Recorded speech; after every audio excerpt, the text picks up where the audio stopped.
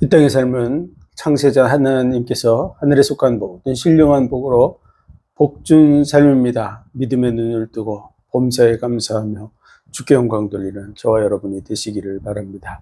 오늘 하나님 말씀은 베드로후서 2장 1절에서 8절의 말씀입니다. 봉독해 드립니다.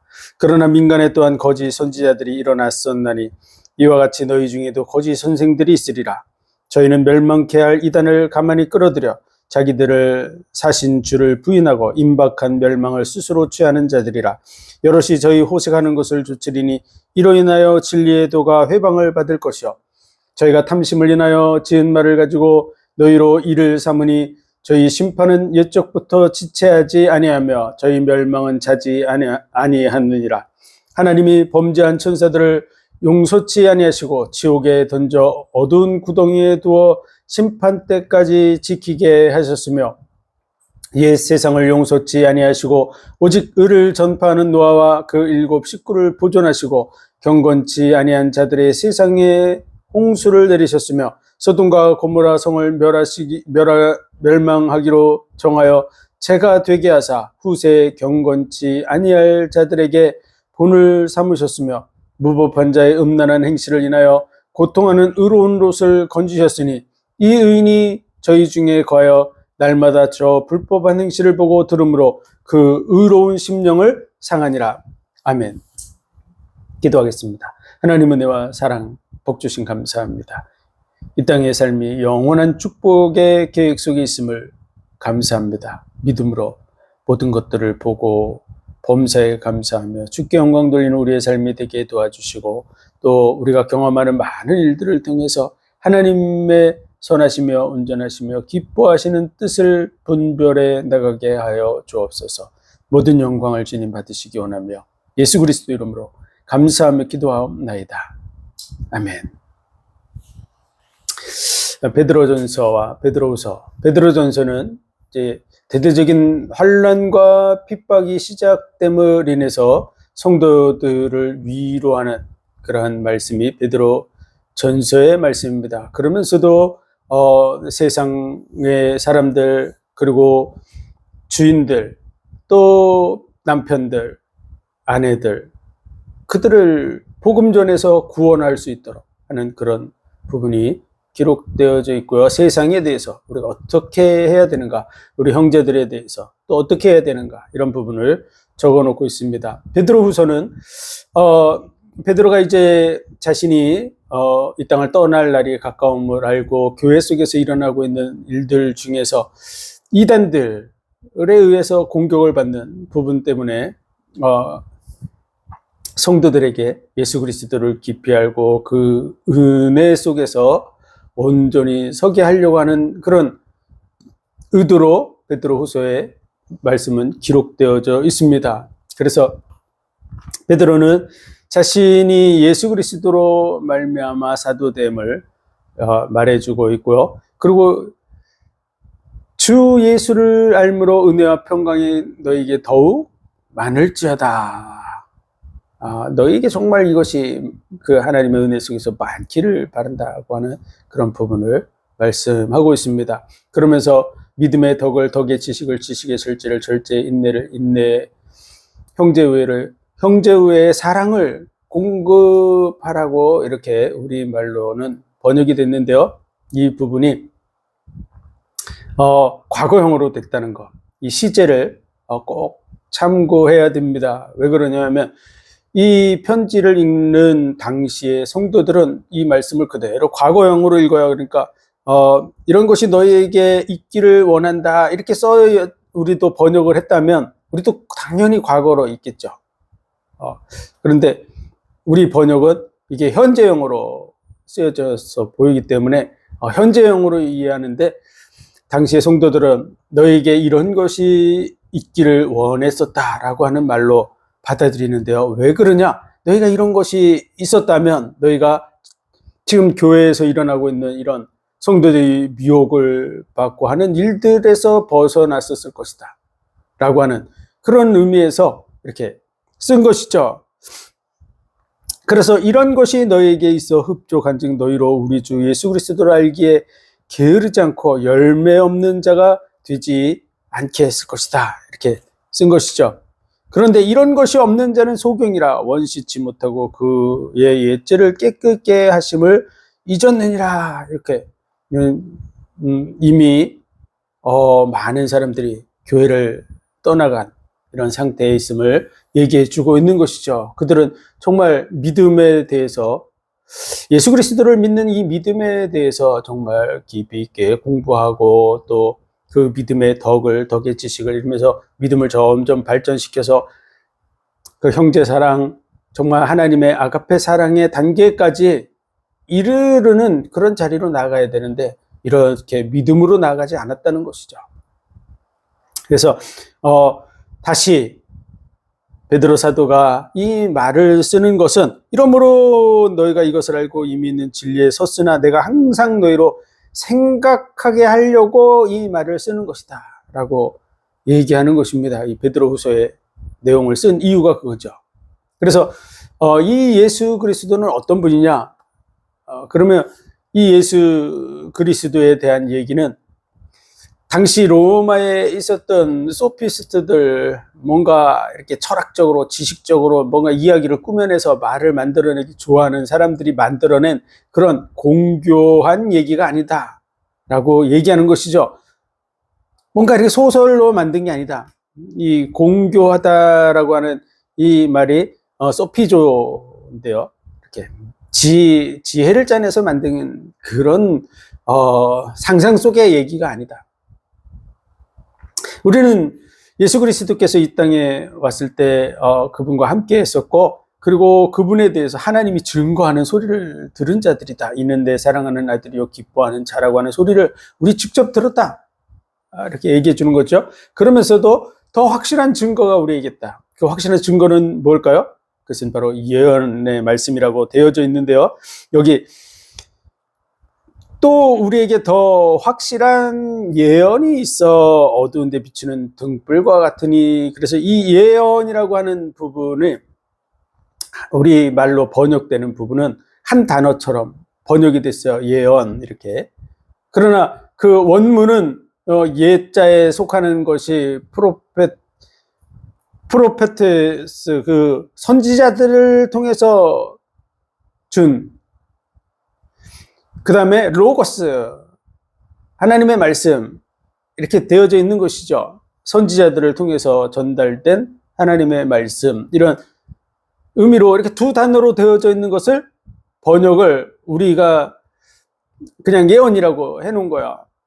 우리 이 말을 번역하시는 분들이 정말 세심한 그런 마음을 가지고 선지자들을 통해서 전달된 말씀이 이렇게 번역을 한다 그래서 성경이 이게 문제가 생기는 게 아닌데, 좀 제대로 성경을 직역을 해서 이렇게 선지자들을 통해서 준 로고스가 있어서 어두운 데 비치는 등불과 같다. 그래서 그렇게 읽으면 선지자들을 통해서 주신 말씀, 이렇게 읽으면 성경이라고 생각을 하게 되잖아요. 성경, 당연히 성경이라고 생각하고 성경 중심으로 이렇게 생각하고 나아가게 되는데, 그냥 예언이 있어 이렇게 해버리니까 이 신비주의를 추구하는 사람들이 이 단어를 이용해 가지고 예언의 은사, 그래서 예언의 은사 가지고서 이상한 소리를 하는 것이죠. 그래서 예언의 은사로 예언하는 그런 얘기들이 어두운 데 비치는 등불처럼 이렇게 둔갑을 하는 것이죠. 이 둔갑이라는 단어는 귀신들이 사람을 속이기 위해서 사람이 추구하는 것, 예를 들어서 바위를 섬기면 바위로 변해서 나타나고, 개를 섬기면 개로 변해서 나타나고, 소를 섬기면 소로 변해서 나타나는 이런 형태를 가리켜서 둔갑이라 그러는데요. 그런 것처럼 이런 부분에 대해서 잘못 이렇게 막 변질시키는 이런 부분, 그래서 자기들의 어떤 말이 확실한 그 등불과 같은 역할을 하는 것처럼 이렇게 변질시키는 일이 지금 세상 속에 있다고 하는 걸 알아야 됩니다. 이 시대 속에 예언의 은사를 가졌다고 하는 사람들이 정말 그것이 확실한 등불인 것처럼 꼭 많은 무당들이 현재도 예언한다고 하고 있죠. 그러면서 이런저런 얘기하는 것처럼 오늘날 예언의 은사를 받았던 사람들의 행태를 가만히 지켜보면 그 모습을 하고 있는 사람들이 많다는 것이죠. 우리는 이 부분에 대해서 확실하게 분별해야 될 줄로 믿습니다. 그래서 이 본문의 말씀, 이 말씀은 선지자들을 통해서 주신 하나님의 말씀, 로고스를 말하는 것이라고 하는 것을 우리가 그 원어를 살펴보고 확실하게 알고 사람들에게 그 부분에 대해서는 이 우리가 지금 말로 이렇게 보여줄 수 있지만 어떤 성도들이 만약 그런 예언의 은사에 미혹되어 있다 그러면 이 단어를 찾아서 보여줘야 될 줄로 믿습니다. 그러면 이 예언이 그냥 그런 뜻이 아니구나. 지금 예언의 은사한다고 말하는 사람들의 그런 표현을 하는 것이 아니구나 라는 걸 확실하게 알게 해주면 빠져나오게 될 줄 믿습니다. 그래서 우리에게 더 확실한 하나님의 말씀, 선지자들을 통해서 주신 하나님의 말씀이 있다 그 말이야. 하나님의 말씀 자체도 굉장히 확실하죠. 왜냐하면 지금 제자들이 변화산에서 예수님과 모세와 엘리야가 만나서 대화하고 하는 중에서 이제 그들이 지나가고 하나님께서 이는 내 사랑하는 아들이요 내 기뻐하는 자라고 하는 얘기를 하는 것을 들었을 때 그 하나님의 음성, 직접 들려준 하나님의 음성, 그게 얼마나 확실합니까? 그런데 그 확실한 말씀보다도 더 확실한 게 있는데 그게 바로 선지자들을 통해서 주신 하나님의 말씀이에요. 기록된 하나님의 말씀. 그래서 이 기록된 하나님의 말씀이 어두운 데 비치는 등불과 같으니 날이 새어 샛별이 너희 마음에 떠오르기까지. 이것도 지금 우리말로 이렇게 번역을 해놨기 때문에 이 부분도 예수님이 다시 오실 때까지인가 보다 이렇게 얘기하는데 이게 과거형입니다. 그래서 꼭 기억하시고 우리가 이건 그런 얘기가 아니구나. 예를 들어서 하시는 말씀이구나. 이렇게 하면 됩니다. 너희가 이것을 주의하는 것이 가하니라. 먼저 알 것은 경의 모든 예언은 사사로이 뿔 것이 아니니. 여기서 경의 모든 예언은 이렇게 나눠놨잖아요. 그래서 경은 바로 성경을 얘기합니다. 그래서 그라페라고 하는 이 단어는 서류로 이렇게 기록된 서신, 서류 뭐 이런 부분. 성경이 이렇게 서신으로 서류로 기록되어 있죠. 그래서 이런 모든 예언은 사사로이 풀 것이 아니니 예언은 언제든지 사람의 뜻으로 낸 것이 아니요 오직 성령의 감동하심을 입은 사람들의 하나님께 받아 말한 것입니다. 이 예언이 뭡니까? 선지자들을 통해서 주신 경에 기록된 하나님의 말씀. 이렇게 원어를 살펴보면 이 말씀이 19절, 20절, 21절의 말씀이 예언의 은사를 얘기하는 게 아니라는 것을 확실하게 알 수 있습니다. 그래서 성경에 기록된 말씀, 성경에 기록된 선지자들을 통해서 준 이런 하나님의 말씀은 사사로이 풀 것이 아니라 이 모든 예언된 말씀들은 하나님의 감동을 받은 사람들이 하나님께 받아서 말한 것이다. 그래서 그냥 말로 한 게 아니죠. 이것이 경에 기록이 되어 있는 줄 믿습니다. 그 경의 기록이 바로 예수 그리스도를 확실하게 증거해 주는 것이다. 라고 얘기해 주는 것입니다. 우리가 예수님을 어떻게 알 수 있습니까? 이 시대에. 우리가 예수님을 눈으로 보고 안다고 하는 사람을 제가 전도하다 보니까 만났는데요. 자기는 예수님을 만났대요. 그러면서 뭐라 그러냐면 예수님이 어린 양을 한 마리 안고 있더라고. 그래서 자기 눈으로 직접 예수님을 만났다고 얘기하는데 그 사람은 그 당시 제가 이렇게 만나서 대화할 때 그는 무속인이었어요. 자기 아버지는 교회 장로였고 그리고 자기도 교회 다녔었는데 어느 날 무속인이 됐어요. 그 무속인이 만난 예수님이 정상적인 예수님을 만났다고 자기는 주장하지만 우리가 아는 상식으로 예수님을 만난 사람이 어떻게 무당이 되겠습니까? 어린 양을 안고 있으면 다 예수님입니까? 말도 안 되는 얘기죠. 그런데 오늘날 또 악한 영 사단은 그렇게 역사하고 있다는 것이죠. 꿈에 나타나고 환상으로 보여주고. 그러면은 사람들은 자기 좋은 대로 해석하는 거죠. 그런 것은 확실한 증거가 될 수 없습니다. 그래서 하나님은 인간에게 언약을 주셨죠. 이게 문서로 기록됐다고 하는 건 굉장히 중요한 거야.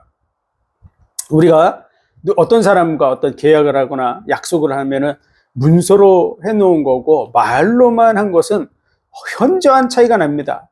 뭐 평소에는 차이가 없지만 만약 문제가 생겨서 법정 다툼을 나누면 문서는 기록된 것이기 때문에 그 기록된 한 글자 한 글자가 명확하게 증거로 제시되죠. 그러나 말은 그렇지 않은 것이죠.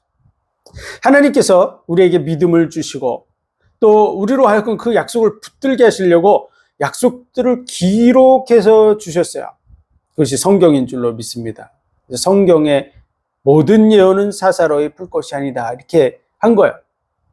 그 예언은 바로 하나님의 감동하심을 받은 사람들이 하나님께서 받아서 말한 것이다. 그 경에 기록되어 있다 그 말이죠. 위에 말씀으로 연결해 보면 말만 한 게 아니라 그 말이에요.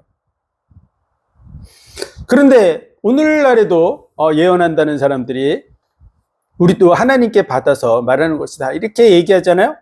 진짜 그렇다 그러면 성경에 기록돼야 됩니다. 그리고 그들의 말도 성경에 기록돼야 되지만 어떤 사람들은 성경에는 그런 게 나와 있지 않지만 자기들은 영서를 쓴다 그래요. 영서. 그래가지고 하나님께 감동을 받아가지고 이 성령의 감동으로 뭔가 글을 쓴다고 그러면서 뭔가 이렇게 쫙 글을 씁니다. 그러면 성경이 돼야죠, 그게. 그런데 하나님이 직접 기록해 주신 것을 받았다 그러면서 한 그런 단체들이 이단이 많습니다. 몰몬경.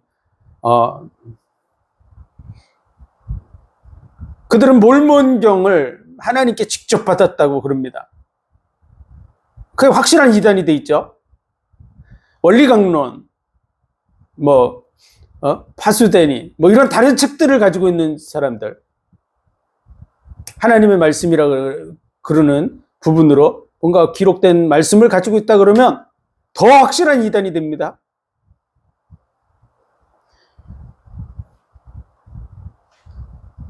성경의 말씀 속에서 더하거나 빼지 못하도록 요한계시록의 마지막에 했죠. 왜 그렇게 해놨냐면 사도들 시대에 이걸 분별할 수 있는 사람들이 있는 시대 속에서 이 성경이 완성이 되는 거예요. 그리고 그 부분에 대해서 요한복음 17장에서 예수님이 제자들을 위해서 기도해 주는 내용을 잘 살펴보면 사도들을 통해서 이 언약의 말씀들을 증거케 하셨구나 라고 하는 것을 알 수 있습니다. 그래서 요한복음 17장을 원어로 잘 살펴보면 정말로 예수님께서 이 신약 성경을 기록하고 우리에게까지 전달되게 하는 부분에 있어서도 확실하게 그렇게 기도하셨구나 라는 걸 알 수 있습니다. 어쨌든 지금 베드로 사도가 살아있는 상태임에도 불구하고 이단들이 나와서 영혼들을 속이고 있어요. 근데 오늘날에는 더더구나 수많은 이단들이 지금 등장해서 영혼들을 속이고 있는데요. 만약 우리가 그런 것을 분별하지 못하고 쫓아가면 자신은 잘 믿는다고 생각하고 평생을 살아가면서 지옥 가게 됩니다. 굉장히 중요한 것이죠. 우리가 확실하게 분별해야 될 줄로 믿습니다. 지금 여호와 증인이니 몰몬교니 통일교니 이런 데 다니는 그런 사람들이 나는 확실하게 지옥 갈 거야 라고 생각하고 거기 다니는 사람이 몇 사람이나 있을까요? 자신들은 우리는 잘못된 길을 가고 있어 라고 생각하면서 그 길을 열심히 가고 있는 그 몰몬교인이나 통일교나 이 여호와 증인들이 몇 사람이나 있겠습니까? 제가 보기에는요, 한 사람도 없을 거라고 생각해요. 자신들은 정말 올바르게 믿고 있다고 생각하고 있겠죠. 지금 열심히 신앙생활을 성경대로 올바르게 하고 있는 이런 정통 기독교, 예수 그리스도를 믿는 이 안에 있는 사람들을 가리켜서 그들은 뭐라고 생각하냐면 저들은 잘못된 길을 가고 있다, 이렇게 생각하는 사람들이 여호와 증인이고 몰몬 교도들이고 그렇습니다. 그들하고 실제 대화하면, 만나서 여러 가지 대화를 하면 그들은 우리를 설득해서 글로 끌고 가려고 그러죠. 그 정도로 자기들은 확실하고 우리는 틀렸다고 생각하는 사람들입니다. 잘못된 길을 걸어가면서도, 망하는 길을 걸어가면서도 자기는 잘하고 있다고 생각하고 있는 것이죠. 마찬가지로 여러분이 미혹돼서 마귀에게 끌려갈 때 여러분은 무슨 생각을 하면서 가고 있을까요? 뻔한 얘기죠. 마귀에게 미혹돼서 예언의 은사를 받은 사람의 말을 쫓아가면서 하면서도, 우리 목사님은 최고 목사님이고 이분은 확실한 사람이고, 그리고 정말 하나님께 직접 받아서 하나님의 말씀을 전하는 그런 사람이라고 생각하고 거기 쫓아가면 천국 갈 거라고 생각하고 가고 있는 거죠. 그런데 그런 예언한다고 하는 부분은 수많은 이단들이, 그리고 그 무당들이 그렇게 하고 있다, 그 말이야. 여기 성경에 기록된 이 말씀은 바로, 이 예언은 선지자들을 통해서 주신 하나님의 말씀. 그래서 이 경에 기록된 이 말씀은 사사로이 풀 것이 아니고 하나님께 받아서 말한 것이 경에 기록되어 있다고 되어 있는 것이죠. 그래서 확실하게 구별해야 될 줄로 믿습니다. 이 본문의 말씀을 가지고서 자기들이 어떤 예언의 은사를 하고 있는 부분에 대한 뒷받침으로 사용하는 부분에 대해서 우리는 확실하게 말씀을 가지고 당신이 말하는 것은 거짓말이다라고 얘기해 줄 수 있어야 됩니다. 그 정도로 우리가 말씀에 무장돼야 돼요. 뭘 가지고 그러냐 그러면 원어를 이렇게 딱 펼쳐서 보여줄 수 있어야 됩니다. 오늘날 이 시대에 우리에게 이런 부분들이 누구든지 원어를 보려고 하면 볼 수 있는 시대가 됐어요. 그러면서 2장 1절부터 마지막 절까지는 그 이단들에 의해서 미혹된 사람들, 그들의 삶, 그리고 예수 그리스도 안으로 들어와서 이 구원의 은혜에 대해서 경험을 했으면서도 여러 가지로 확인하고 이렇게 했음에도 불구하고 결국은 떠나간 자들, 그 떠나감에 대해서 얘기하는 것이죠. 예수님 안으로 들어오려고 했었는데 믿지 못하고 떠나간다 그러면 얼마나 안타깝습니까?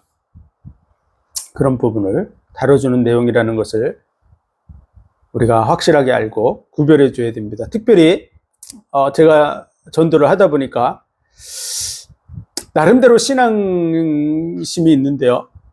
그런데 이분이 이 말씀에 대해서 정확하게 구별을 못하는 거야. 더더구나 자신도 구별을 못하지만 자신이 다니는 그런 교회의 목회자를 통해서 이러한 말씀을 들었을 때 충격으로 다가오는 것이죠. 그래서 그 내용이 이겁니다. 만일 저희가 우리 주 되신 구주 예수 그리스도를 알므로 세상의 더러움을 피한 후에 다시 그 중에 얽매이고 지으면 그 나중 형편이 처음보다 더 심하리니 의의 도를 안 후에 받은 거룩한 명령을 저버리는 것보다 알지 못하는 것이 도리어 저에게 나으니라. 모르는 것이 더 낫다, 이렇게 표현된 것처럼 이 말씀이 보여주죠. 그래서 참 속담에 이르기를 개가 그 토하였던 곳으로 돌아가고 돼지가 씻었다가 더러운 구덩이에 도로 누웠다는 말이 저에게 응하였도다, 이렇게 하는 이 말씀을 가지고서 목회자들이 설교를 하는데 그 설교의 내용이 지금 앞에 있는 내용들 보면 음란으로서 저희를 미혹하고 하는 그런 내용 했을 때 안 걸려들 사람이 몇 사람이나 있을까요? 나는 음란한 생각을 해본 적이 없다. 아마 이 동영상을 보는 분 중에 나는 음란한 생각을 지금까지 태어나서 한 번도 해본 적이 없다, 그런 사람 있으면 그분은 하나님이 주신 고자입니다. 아예 성적 충동을 못 느끼게 하나님이 주신 분이겠죠. 그렇지 않고 정상적인 사람이라면 음란한 생각을 안 하고 사는 것 정상이 아닙니다. 만약 그랬다라고 말하면 거짓말이죠. 100% 거짓말입니다. 정상적인 사람은 성적 충동을 느끼게 돼 있어요. 그래서 당연히 성적인 부분을 통해서 자녀를 낳게 돼 있는 거죠. 자녀를 낳고 자녀를 양육하고 하면서 정상적인 삶을 살아갈 수 있도록 하나님이 만들어 놓으셨어요. 그것은 인간만 그렇게 만든 게 아니에요. 모든 식물들도 그렇고 동물들도 그렇고, 그 양성이 있는, 성이 나눠져 있는 그런 식물들도 다 꽃을 피워서 벌나비들을 불러들여서 수분을 하는 부분을 추구하게 돼 있고요. 동물들도 마찬가지로 성적 결합을 통해서 새끼들을 낳고 번식을 하고 하는 일들을 하게 돼 있어요. 그게 전혀 없으면 번식이 안 돼요.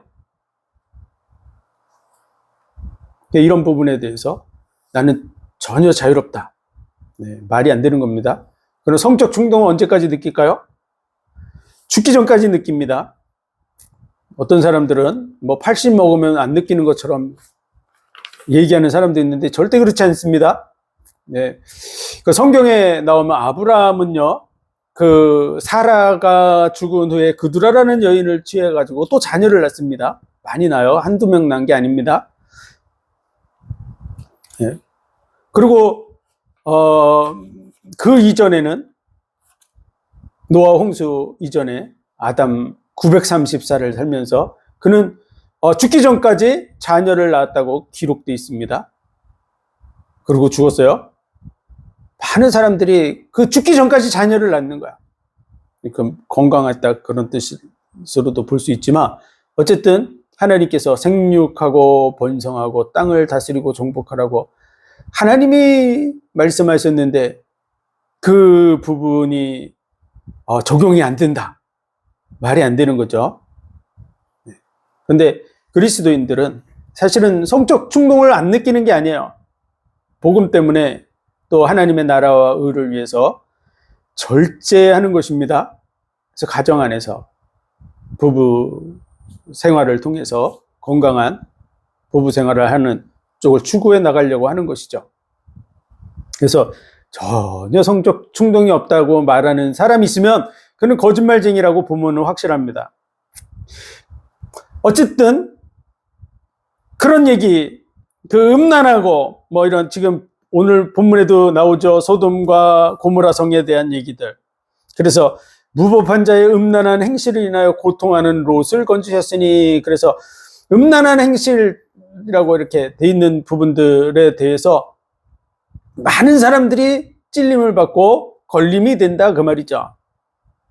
그래서 이 부분을 가지고서 만일 저희가 우리 주 되신 구주 예수 그리스도를 알므로 세상의 더러움을 피한 후에 다시 그 중에 얽매이고 이게 음란한 부분에 얽매이고로 들리는 것이죠. 그래서 그러면 얽매이고 지면 그 나중 형편이 처음보다 더 심하리니 의의 도를 안 후에 받은 거룩한 명령을 저버리는 것보다 알지 못하는 것이 도리어 저희에게 나으니라. 참 속담에 이르기를 개가 토하였던 곳으로 돌아가고 돼지가 씻었다가 더러운 구덩이에 도로 누웠다는 말이 저희에게 응하였도다라는 말이 자기에게 딱 맞는 말처럼 들리는 거죠. 그래서 이게 알지 못하는 것이 더 나은데 내가 이게 이렇게 돼가지고 망하는 자리에 들어갔구나 이렇게 스스로 생각하는 것이죠. 그 부분이 전혀 틀렸다고 얘기하는 게 아니에요. 그 부분이 적용되는 부분이 맞지만 여기 본문의 내용은 그것만을 얘기하는 게 아닙니다. 그건 부분에 불과한 거예요. 부분. 그 이전에 문제가 있어요. 그 이전에 문제가 뭐냐면 2장 1절의 말이에요. 그러나 민간에 또한 거짓 선지자들이 일어났었나니 이와 같이 너희 중에도 거짓 선생들이 있으리라. 저희는 멸망케 할 이단을 가만히 끌어들여 자기들 사신주를 부인하고 임박한 멸망을 스스로 취하는 자들이라. 여럿이 저희 호색하는 것을 주치리니 이로 인하여 진리의 도가 회방을 받을 것이요. 저희가 탐심을 인하여 지은 말을 가지고 너희로 일을 삼으니 저희 심판은 예적부터 지체하지 아니하며 저희 멸망은 자지 아니하느니라 하는 이 말에 해당되는 부분이 연결돼서 거기까지 간 거야.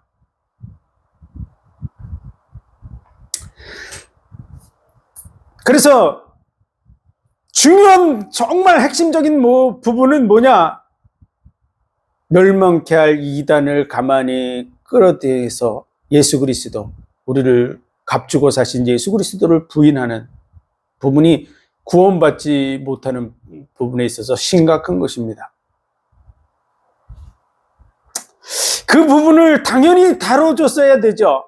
이 전체적인 말씀이 1절부터 마지막 절까지 22절까지 개가 토하였던 것으로 거기까지 쫙 한 줄로 연결돼서 갔는데 앞에 부분 이 대가리 진짜 중요한 이 머리 대가리는 또 끊어놓고 뒤에 가서 음란 가지고서 해가지고 우리 많은 사람들이 다 그렇죠. 예. 예를 들어서 대한민국의 사람이면 다 밥을 먹죠. 밥 하루에 아침, 점심, 저녁 먹는데 최소한 한 끼는 밥을 먹습니다. 늘 누구나 다 대한민국 사람이면 밥을 먹는데 밥을 문제 삼으면 대한민국 사람에 걸리지 않을 사람이 누가 있겠습니까? 네? 밥을 먹으면 암이 발생하고 그 암에 의해서 다 죽게 된다. 그러면 다 나 밥 먹는데 이렇게 생각하고 그 부분에 대해서 고민하게 되겠죠. 왜? 대한민국 사람이라면 다 밥을 먹으니까. 그런 것처럼 인간이라면 다 성적 욕구가 있는데 그 성적인 부분만을 턱 건드리니까 걸리지 않을 사람이 누가 있겠어요? 근데 멸망케 할 이단 얘기를 하면 이단을 쫓아가는 사람이 얼마나 됩니까? 다시 말해서 아까 밥을 얘기했는데요. 마약하는 사람들은 이렇게 된다 하는 부분을 앞에다 붙여놨으면 대한민국 사람 중에서 그 마약에 대한 얘기에 대해서 누가 많이 걸리겠습니까?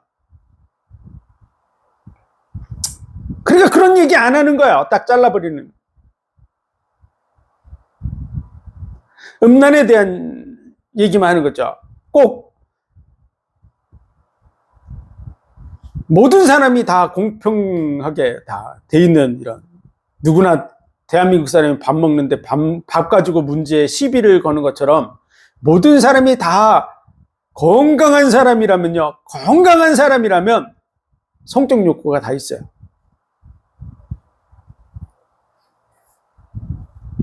누구나 다 걸린다 그 말이죠. 그런 중에서도 누구나 다 걸리는 중에서도 특별히 그게 심각하게 영향을 받는 사람은 어떤 사람일까요?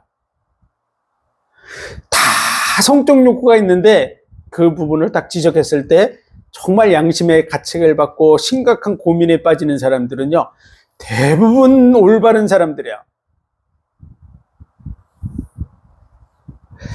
진짜 성적 타락을 밥 먹듯이 하고 그걸 당연히 여기는 사람은 그런 얘기 들어도요, 이렇게 넘어간다 그 말이죠. 근데 정말 경건하게 살려고 노력하고 몸부림치고 하는 사람일수록 그 덫에 걸리는 거예요. 이게 사단의 역사예요. 당연히 정말 중요하게 다루고 있는 이 앞절의 말씀들, 멸망케 할 이단을 가만히 끌어들이고 너희들을 자기들을 사신주를 부인하고 임박한 멸망을 스스로 취하고 그 호색하는 것을 쫓고, 그리고 이 욕심을 얘기하는 것이죠. 그래서 이것을 가지고서 지은 말,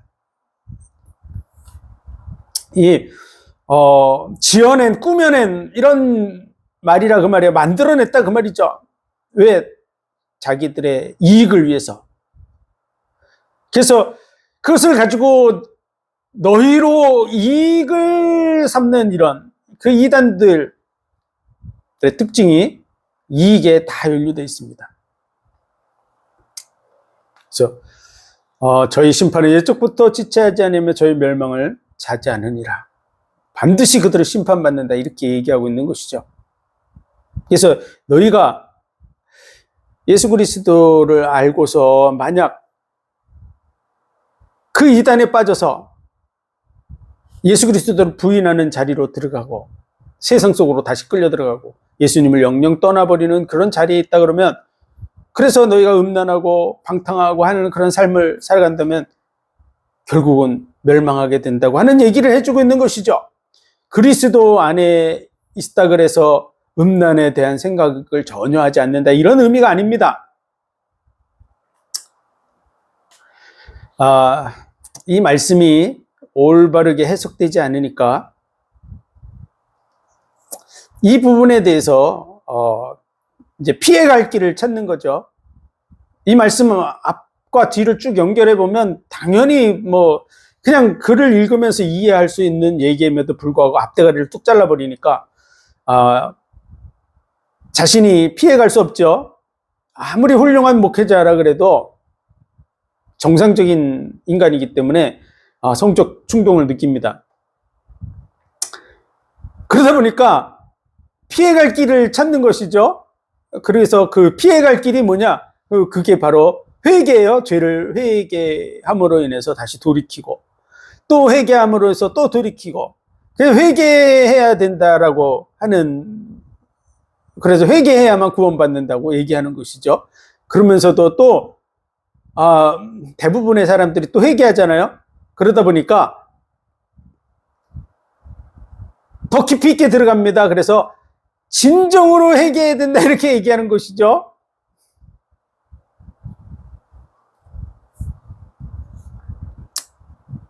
네. 그래서 그냥 대충 회개만 하는 사람은 구원받지 못하고 진정한 회개를 하는 사람은 구원받는다 이런 식으로 말을 만들어내는데요. 성경 그 어디에도 그런 말씀은 없습니다. 교묘하게 피해갈 길을 만드는 것이죠. 그런 뜻이 아닙니다. 우리가 회개가 필요치 않다는 게 아닙니다.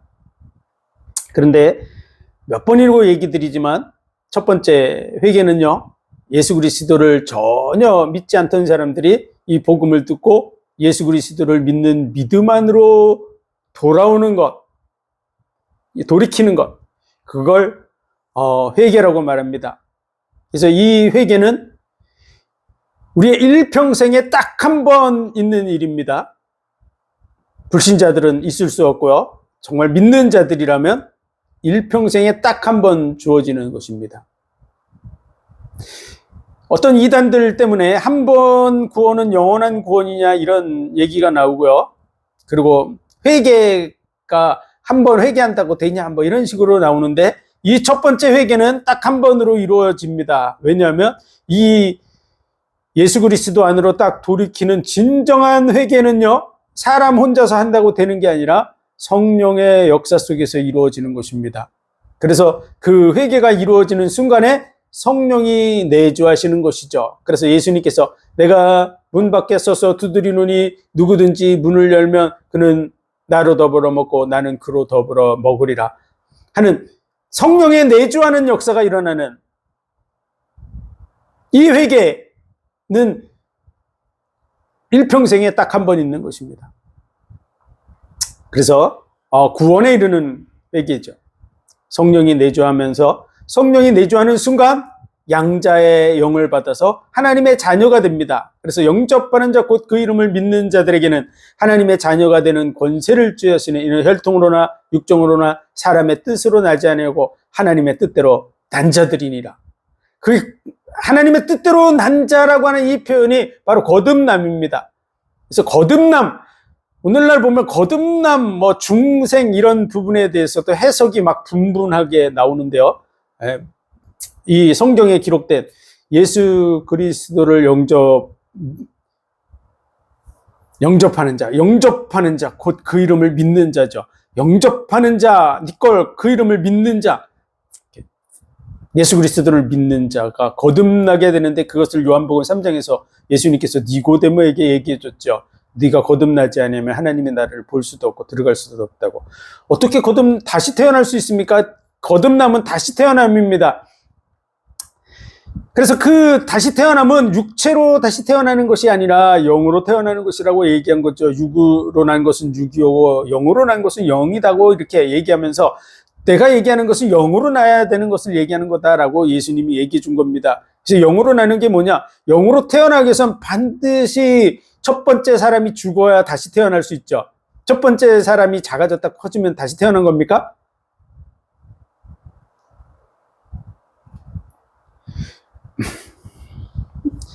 다시 태어난 게 아닙니다. 작아졌다 커진 거지. 예? 다시 태어난 거는요, 첫째 사람이 없어져야 돼요. 죽어야 되죠. 근데 우리가 죽으면 다시 살 수 없죠. 그래서 예수님이 대신 죽어야 되는 겁니다. 그래서 인자가 높이 들려야 하리라. 내가 너를 대신해서 죽어야 된다. 이런 얘기를 해주신 거죠. 그리고 예수 그리스도를 믿을 때 영생을 얻게 된다고. 그것이 거듭남입니다. 그래서 영접하는 자와 곧 그 이름을 믿는 자가 이렇게 연결이 되어 있는 거죠. 그래서 예수 그리스도를 믿는 자가 진정으로 예수 그리스도, 성경에 약속된 그 예수 그리스도를 믿을 때 성령이 내 속에 내주하게 되고, 내가 거듭나게 돼서 새 사람, 영적으로 새 사람, 다시 태어난 사람이 되고, 양자의 영이기 때문에 하나님의 자녀가 돼서 하나님을 아바 아버지라고 부르짖게 되는 것입니다. 그래서 이 거듭남은 일생 속에 딱 한 번 있다 그 말이죠. 그리고 이 사건을 통해서 거듭난 사람은 반드시 천국에 갑니다. 그래서 한 번 구원은 영원한 구원이냐? 영원한 구원이 됩니다. 그렇게 성령의 역사로 인해서 되는 것은요, 확실하게.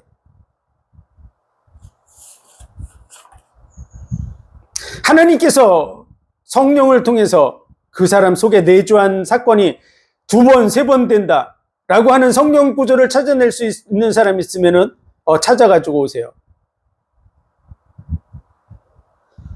그래서 말도 안 되는 얘기죠.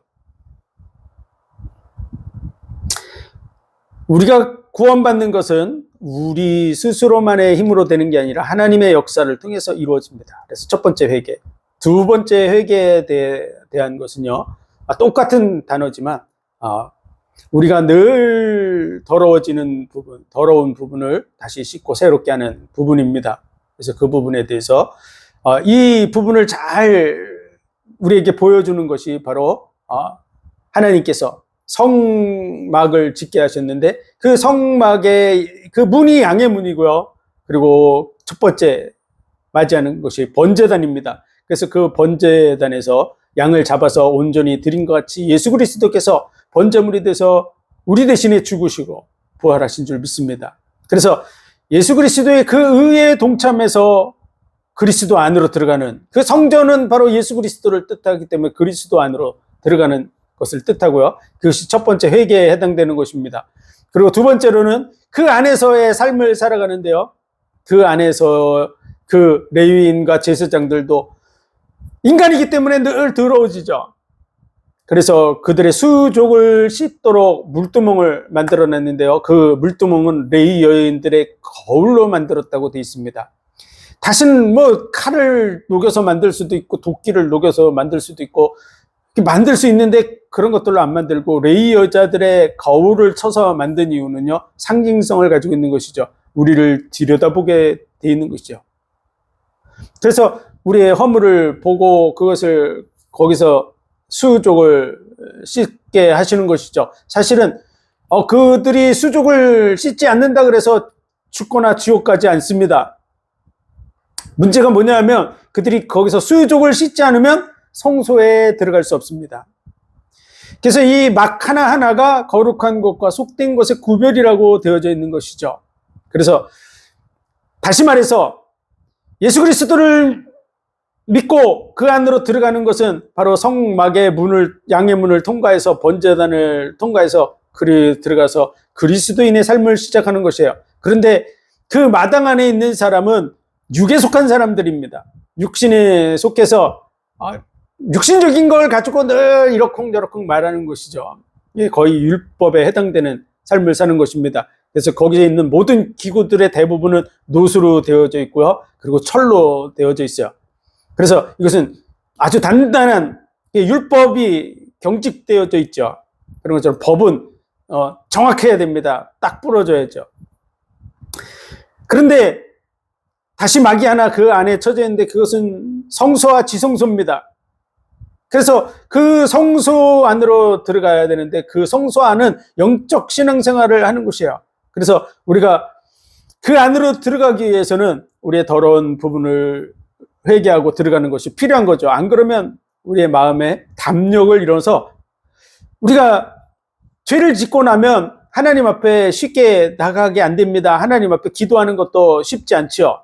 그런데 하나님 앞에 회개 기도를 하고 용서를 구하고 그러면 하나님이 은혜를 주시면 우리가 그 은혜 속에서 다시 하나님께 마음의 문을 열고 영적인 그런 신앙생활을 할 수 있는 것이죠. 그런 모습을 보여주는 것이 바로 성소와 지성소입니다.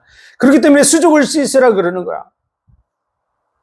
그 부분에 대해서 다른 성경의 말씀들을 통해서도 다뤄놨기 때문에 꼭 참조하시기 바랍니다. 그래서 회개는 두 가지가 있다는 것을 꼭 알아야 돼요. 회개하지 않으면 구원받지 못한다고 하는 그런 부분들의 예를 드는 것이 요한계시록에 보면은 에베소 교회에 대한 얘기를 하고 그 구절들을 끄집어내 가지고 이 사람들 촛대를 옮긴다 그랬으니까 구원받지 못한다는 뜻이다. 이런 근거를 삼는데요. 전혀 그렇지 않습니다. 에베소 교회에는 바울과 그리고 그의 제자들을 통해서 처음에 교회가 세워져 나갔죠. 그래서 바울의 신앙과 디모데와 디도의 그런 신앙은 올바른 신앙 속에 있었어요. 그런데 그 뒤에 새로운 그런 사람들이 들어오면서 교회는 변질됐습니다. 그래서 첫사랑을 버렸다고 하는 그 표현이 바울과 디모데와 디도의 그 하나님에 대한 사랑이 변질된 게 아닙니다. 사람들이 바뀌면서 올바른 복음이 증거되지 않고 교회가 예수 그리스도 중심으로 가지 않고 이세벨이나 뭐 이런 악한 쪽으로 기울어 갔기 때문에 하는 말씀이죠. 그래서 촛대를 옮길 수밖에 없죠. 당연히 교회가 복음의 진리에서 변질됐어요. 오늘날도 마찬가지입니다. 어느 교회당에서 예배를 잘 드리고 있었는데 새로운 목회자가 오더니 그 교회가 이단에 빠졌다. 그러면 당연히 촛대가 옮겨지죠. 이단에 빠졌는데 거기에 성령이 역사한다. 어떻게 그게 말이 됩니까?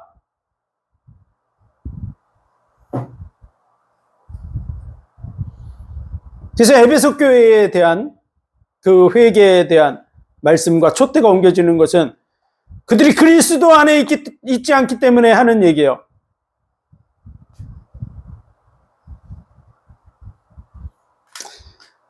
우리가 행위에 대해서 회개를 안 했기 때문에 하나님의 촛대가 옮겨준다는 근거로 그 말씀을 사용하면 안 됩니다.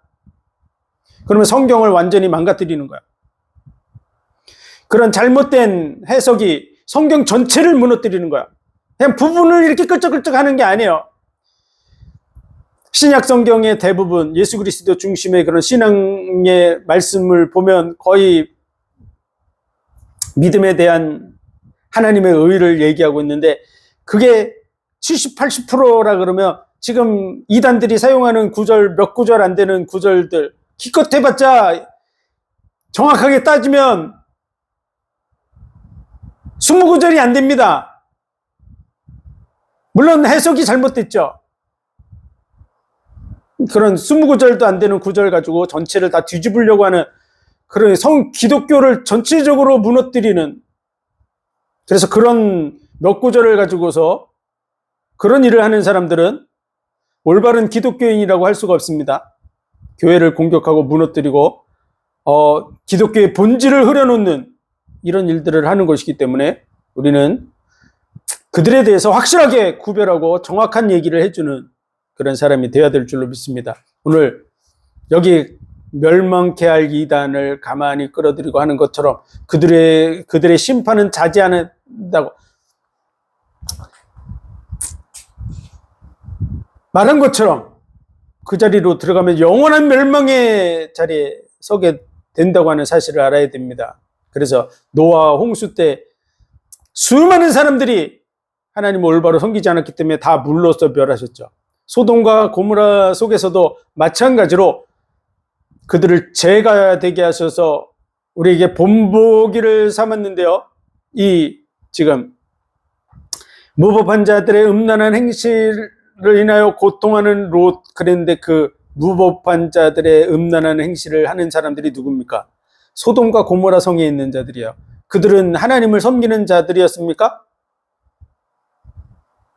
그들이 음란하게 그렇게 무법한 짓을 하게 되는 그 배경 속에는 그 가나안 족속들의 그런 악한, 하나님을 섬기지 않고 하는 그런 부분이 다 내포되어 있는 거야.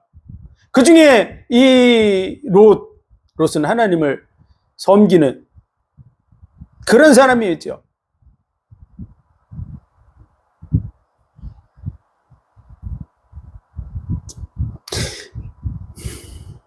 본질을 우리가 확실하게 얘기해야 되죠. 마태복음 7장에서 주여 주여 하는 자마다 저 다 천국에 갈 것이 아니요 내 아버지의 뜻대로 행하는 자라야 들어가리라. 그 구절을 가지고 행함이 없으면 구원을 받지 못한다 라고 하는 그런 근거를 삼아서 이 얘기도 하고 저 얘기도 하고 그러는 사람들이 있는데요. 네, 정말 안타까운 부분입니다. 왜냐하면요, 거기를 딱 끊기 때문에 그래요. 그 앞에 절을 쭉 읽어보면 거짓 선지자들을 조심하라 그러면서 이 말씀이 쭉 연결돼서 나간 거예요.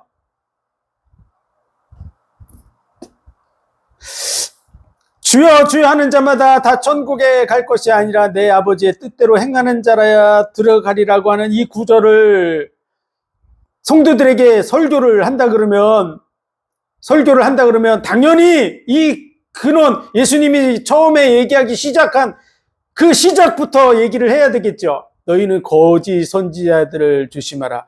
그들이 양의 탈을 쓰고 너에게 나오나 노략질하는 일이라.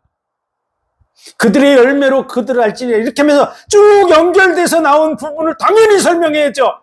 그가 예수 그리스도의 말씀을 전하는 자가 맞다면 예수님이 말하는 그 처음부터 얘기해야 되지 않겠습니까? 근데 왜 뚝 잘라서 얘기합니까? 그가 정말 하나님께 속한 자고 예수 그리스도에 속한 자며 어떻게 앞대가리를 잘라버릴 수 있습니까?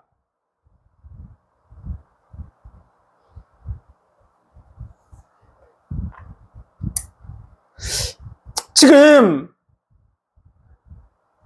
이 거짓 선지자들과 같이 그들이 거짓 선지자였지만 지금 그들이 얘기할 때 예수님이 그들을 거짓 선지자라고 지적했지만 그들은 자기를 가리켜서 거짓 선지자라고 얘기합니까?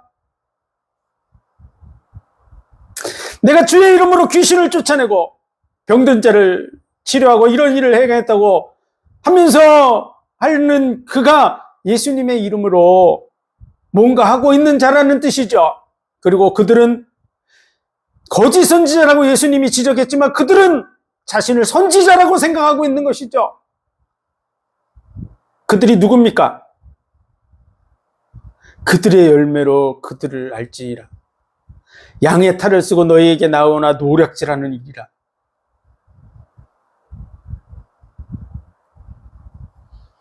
우리가 그들의 행위를 가만히 살펴보면 그들을 알 수 있습니다. 예수님이 말한 그 본질을 사실은 마태복음 5장에서부터 7장까지를 쭉 연결해서 보면 예수 그리스도에 대한 이 복음의 말씀 중심으로 가지 않고 다른 길로 가게 만드는 자들을 말하는 것이죠. 예수 그리스도를 믿지 못하게 하고 예수 그리스도의 그 본질에서 떠나게 만드는 자들. 그 중에 하나가 뭐냐? 바로 행위 구원입니다.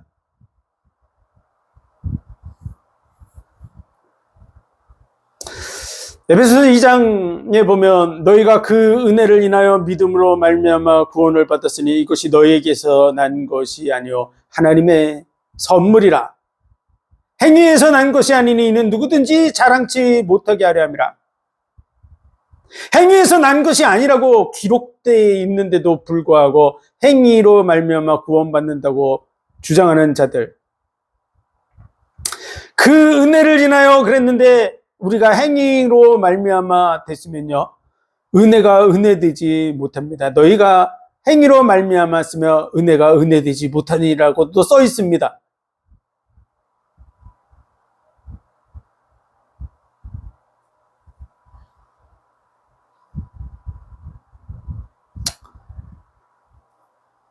우리는 성경을 올바르게 시작부터 끝까지를 이렇게 연결 지어주는 일들만 해도 성도들이 구별하기 시작합니다. 제가 이 베드로후서 2장의 말씀, 의의 도를 안 후에 거룩한 명령을 저버리고 개가 토하였던 것으로 다시 먹고 돼지가 그 더러운 구덩이에 도로 두었다는 이 말을 했던 사람에게 그것은 그 말이 아니라고 이렇게 2장 1절을 딱 찾아주는 순간 그가 변화되더라고요. 구별이 된다 그 말이죠. 정상적인 인간이면은 당연히 정상적인 걸 보여주면 생각이 안 바뀌겠습니까? 정상적인 걸 보여주기만 해도 되는데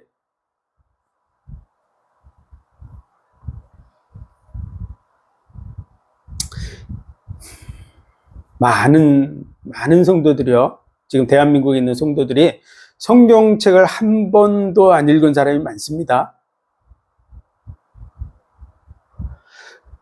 그렇기 때문에 이단들이 공격을 하고 목회자들의 말이 씨가 먹히고 있지만 정말 올바른 눈을 뜨지 못하게 만드는 목회자들은, 그들은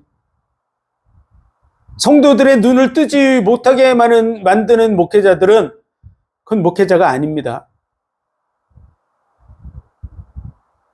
오늘 말씀에 기록된 거 무엇이 다릅니까? 자기들의 이익을 위해서 말하는 자들.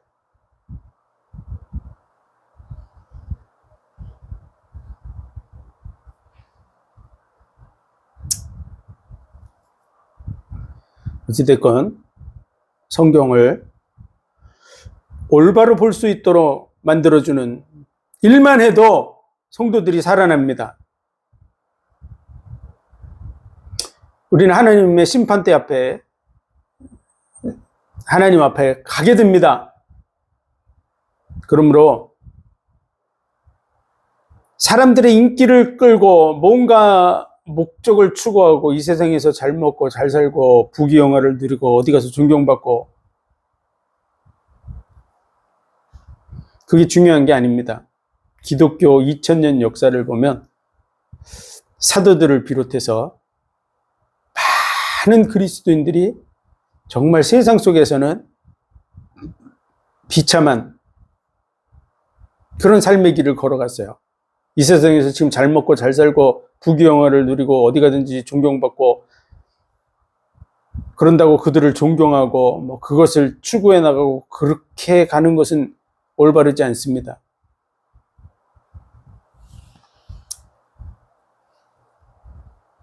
복음을 위해서 하나님의 말씀을 하나님의 뜻대로 전하는 그런 길로 가야 될 줄로 믿습니다. 한 사람이라도 바른 길을 갈 수 있도록 도와줘야죠. 그 일을 이루어 가시기를 주의 이름으로 축원드립니다. 기도하겠습니다. 하나님, 은혜와 사랑과 복 주신 감사합니다. 예수 그리스도를 믿는 믿음에 대해서 성경을 중심으로 서게 하여 주시고 성경을 옳게 분별할 수 있도록 돕는 우리의 사역이 되게 하여 주옵소서. 예수 그리스도 이름으로 감사하며 기도하옵나이다. 아멘.